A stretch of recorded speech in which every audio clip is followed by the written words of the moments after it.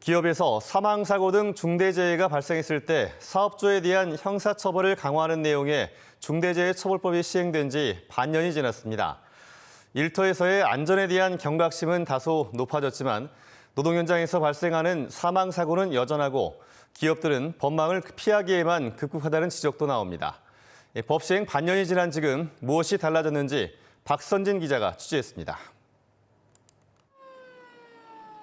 노동자의 안전을 보장하기 위한 중대재해처벌법이 시행된 지 반년. 하지만 노동자 사망 사고는 여전히 발생하고 있습니다. 지난 3월 당진 현대제철소에서 50대 노동자는 울타리도 없는 458도의 고온 포트 앞에서 쪼그려 앉아 일하다 숨졌습니다. 이달 아산에서 30대 노동자는 아파트 건설 현장 거푸집 사이에 끼어 사망했습니다.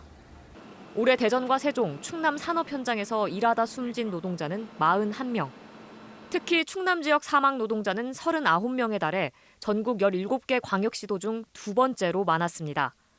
충남은 또 지난해보다 사망 노동자가 20명 늘어나 전국에서 가장 높은 증가율을 보였습니다.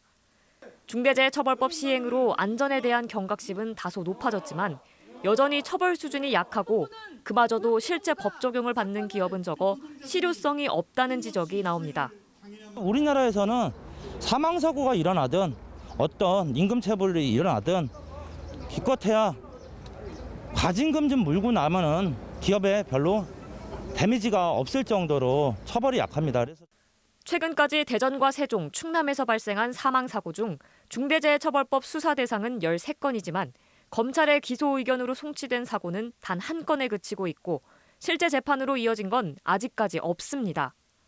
법 시행 이후에도 노동자들의 안전을 위한 근본적인 환경 개선보다는 법 적용을 피하기 위해만 급급한 기업이 여전한 것도 현실입니다.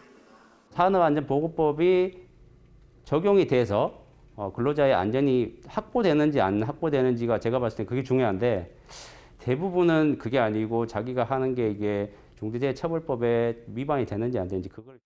전문가들은 감리, 시공사 등 모든 단계의 안전 책임을 부여하고 안전관리 인력도 늘려야 한다고 주장합니다.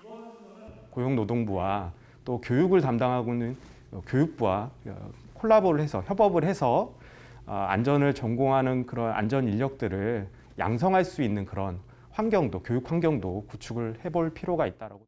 정부와 여당은 중대재해처벌법이 기업의 경영 활동을 위축시킨다며 규제 완화를 시사했습니다.